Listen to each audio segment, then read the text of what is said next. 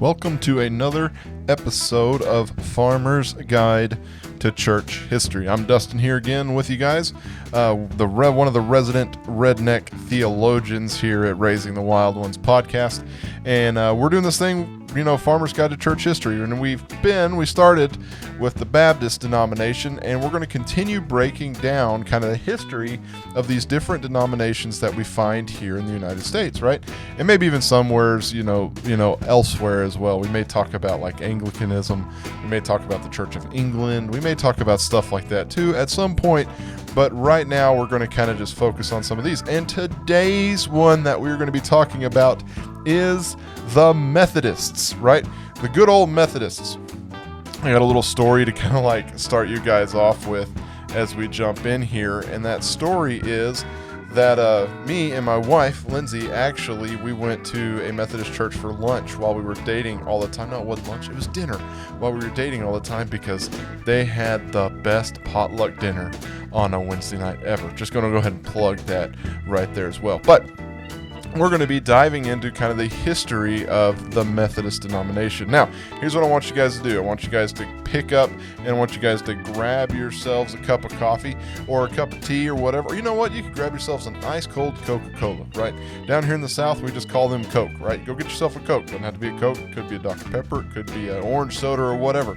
But just go pick yourself up an ice cold beverage, open that thing up and just start sipping on it. As the days are getting cooler and the nights are getting longer, you can start to watch the stars in the sky while you stand outside and listen to this episode here of Farmer's Guide to Church History as we talk about the origins of the Methodist denomination. Now, to kind of start off here, we jump back to the early 18th century, right around 1703. We have this thing called the Holy Club, right? The Holy Club pops up around 1703, and this is really what begins and starts the idea of the Methodist denomination. There's a guy named John Wesley.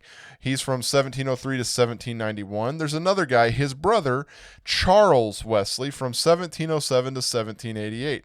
John Wesley is the primary founder and an Anglican priest, and he's a theologian. Charles Wesley is the brother of John, known for writing over 6,500 hymns, providing the movement with its theological foundation in music. Man, that's a lot of hymns. I'll be totally honest with you guys. And I like singing some hymns, and there's a good chance that you guys have probably sang and heard of some of the hymns that old Charlie Wesley had written. There's another guy there that is George Whitefield. He's from 1714 and 1770. He was 1770. He's an early member, and he's famous for his powerful Calvinistic open air preaching. In 1729, the Holy Club forms. Okay, so this Holy Club forms at Oxford University. Students, including the Wesleys, met for the methodological study, prayer, fasting, and visiting the sick and imprisoned. They were diversely called the Methodists due to their systematic approach to faith. So we get kind of this idea of, we have this thing called the Holy Club that starts at Oxford University in 1729. And this club was started out called the Methodists, and these were the main people that did it. Now, we're going to talk a little bit about this guy, George Whitefield, because this is actually the second time, right? If you guys remember when we were talking about Baptists in our last episode, we came across the idea of Calvinistic, right? We got George Whitefield, who is famous for his powerful Calvinistic open air preaching. So we're going to take a little side note here. We're going to step over, and I'm going to tell you guys real quick the kind of the core beliefs of Calvinism, right? We talked about a guy named John Calvin last time, right? And he's kind of where you get the idea of Calvinism. This is something we still hear today, and the idea of Calvinism sometimes is tainted. We actually talked a little bit about Calvinism with a good friend of mine named Zach Tharp. And when we were talking about it with him, he's like, well, a lot of people who hold to this like to call themselves Reformed because it's almost like, oh, you're a Calvinist? It's almost kind of a bad thing to be called that. But we're going to talk about this idea of Calvinism real quick with TULIP, right? And I'm going to break it down. TULIP is the outline, and it's 5 points of Calvinism and how its theology is held together. Number 1 in TULIP is the T. total depravity or total inability, right? This is a result of the fall. Sin has corrupted every part of the human nature, mind, will, and afflictions, right? Humanity is separate or spiritually dead and therefore unable to choose or seek salvation without God's prior intervention, right? Total depravity, for all have sinned, right? That's kind of the idea there. Unconditional election, right? This is that God chooses specific individuals for salvation, the elect entirely by his own sovereign mercy. This choice is not based on any foreseen merit, good works, or faith in the chosen person, all right? There's limited atonement or partial redemption or practical, my bad, particular, gosh, that word was kind of hard, right? Particular redemption. Jesus Christ's atoning death on the cross was specifically intended to secure the salvation for the elect, right? Implication: the saving power of atonement is sufficient for all people, but effective only for the specific people God chooses. There's also irresistible grace, right? When God calls the elected or elect to salvation, the call can or cannot be successfully rescinded, right? Okay, so irresistible grace, when I kind of write and look at some of this stuff, it just doesn't work right when I'm talking. But irresistible grace is when God calls, we cannot say no, right? The Holy Spirit works in the heart to overcome resistance, leading to the person to willingly repent and believe. And you have perseverance of the saints. All those whom God have chosen effectively called will be eternally preserved in the faith. You cannot lose your salvation. Now, I'm going to say this too. We're not going to dive into Calvinism because there's a lot of points here that we could discuss and just kind of pick apart, right? And there's a lot of things that sound kind of like, I'm not sure I agree with that. I'm just here to kind of tell you guys real quick, this is the core points of Calvinism. So when we're talking about this, we come back into here, this is kind of some of the points that the dudes are preaching on when we're talking about these ideas of Calvinism and John Calvin. Now that we've kind of done that, we're going to jump back over into here into the idea of early Methodists. Now remember, we got the Holy Club, right? That was at Oxford University, right? Now, things start to change, right, when there is a unsuccessful mission trip, right, to Georgia. This is in 1735 and 1738. John Wesley returns to England feeling dejected and spiritually unassured despite his commitment to works, right? So John Wesley actually does this mission trip to Georgia, right, in 1735. It's kind of interesting to think about the idea of somebody like doing a mission trip to Georgia, right? Just like right down the road is like somebody from England. They're like, we got to go to Georgia, right? And this is in 1773, right? And then there's this thing called the Aldersgate Experience. This is May 24th, 1738. John Wesley attends a meeting in London. And here's a reading of Martin Luther's preface to the epistle to the Romans. He famously feels his heart strangely warm, right? Signifying that his conversion and assurance of salvation through faith alone, justification by grace through faith. So he has this moment on May 24th, and the guy we're talking about here again is John Wesley. He has this moment here where he feels assured of his salvation through faith. Now, core Wesleyan theology emphasizes on justification, salvation through faith, and sanctification, Christian perfection or perfect love of God and neighbor. So these are the core beliefs that are jumping into the idea of the formation of the Methodist Church. Now, there is the English revival movement that is beginning to start. Remember, we talked about the guy Whitefield, right? He's preaching, right? He's starting to preach to the masses. He preaches to industrial workers. He preaches to the poor. He preaches to people who are often unwelcomed in the Anglican Church, right? And so there's an organization of some societies.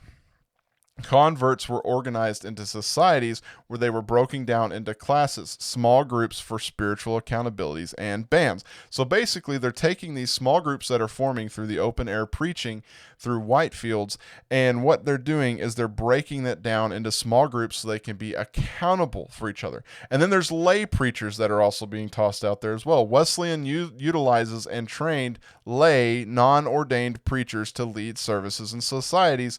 embedding rapid expansion. So Wesley starts to train and starts to talk to these lay people. These are non-ordained preachers, right? He starts to tell them, hey, you're going to help lead these quote unquote classes, right? These small groups.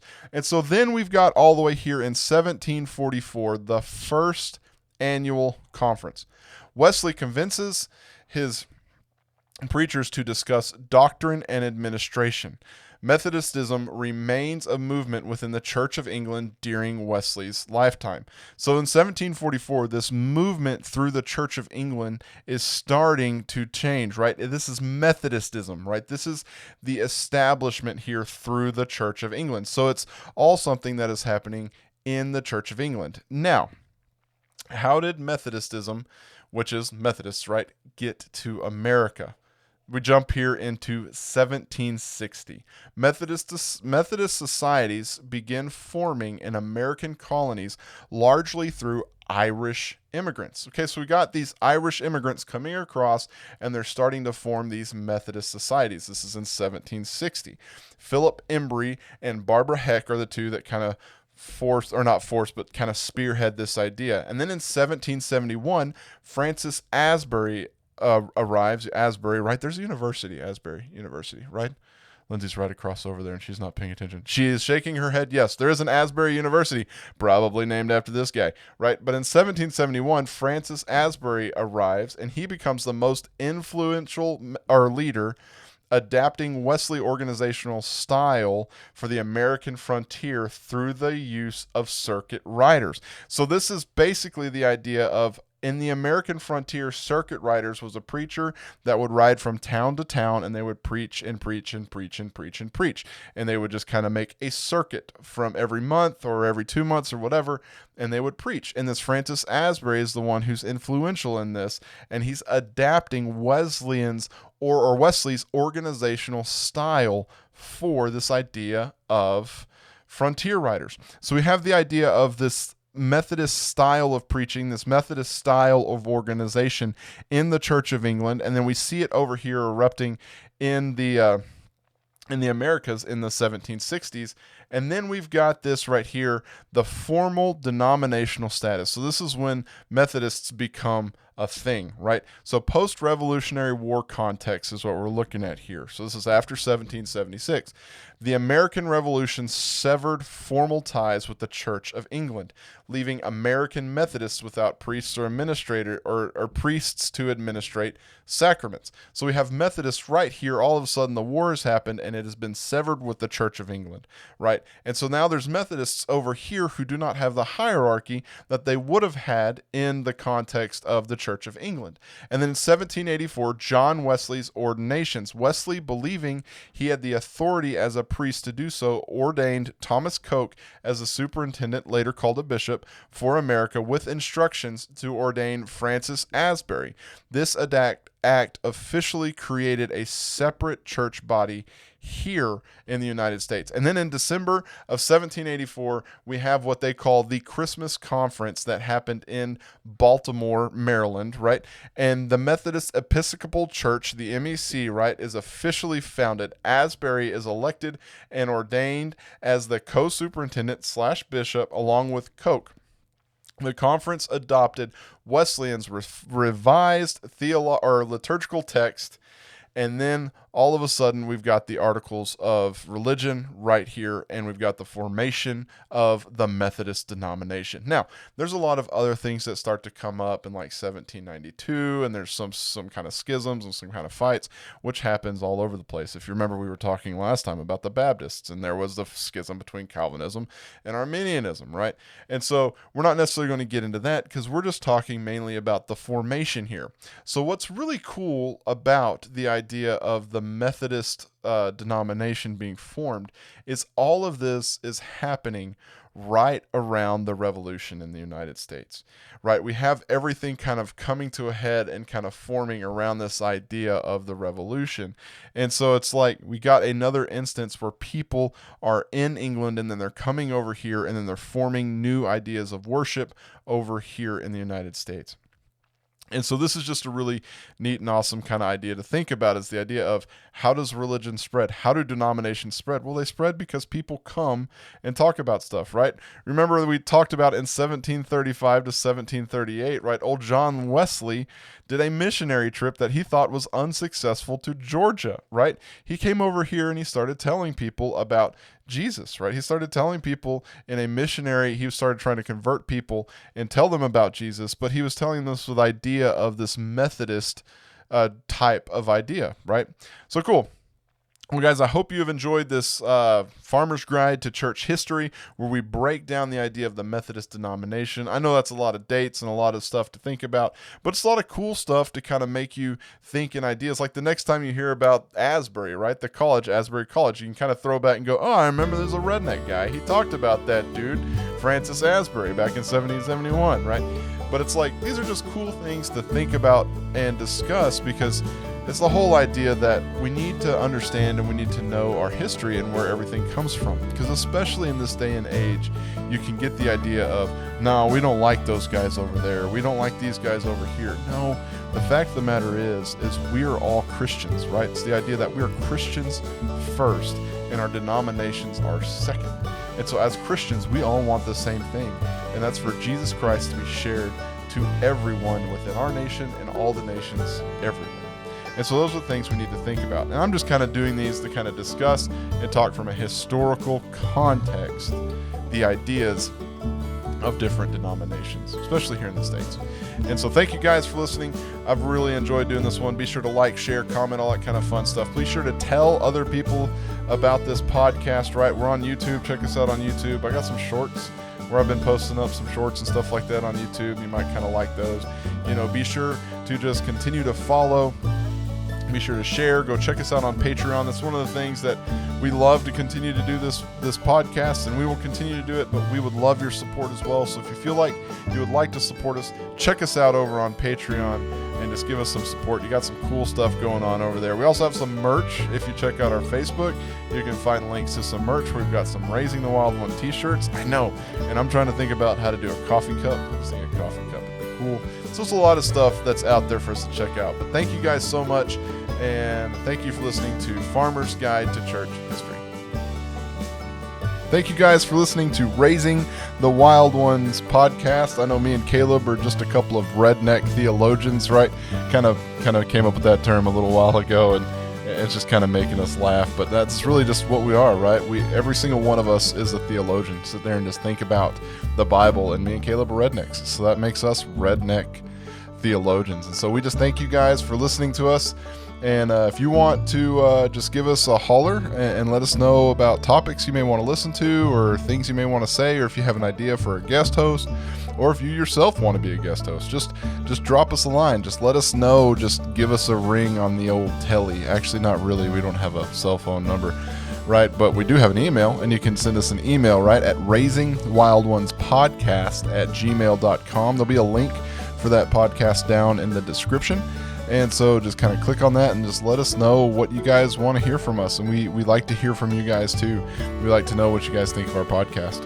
And so also just tell your friends, share it on social media. Just let people know when you're sitting down having a cup of coffee with your hunting buddies or fishing buddies. Just say, hey guys, listen to this podcast.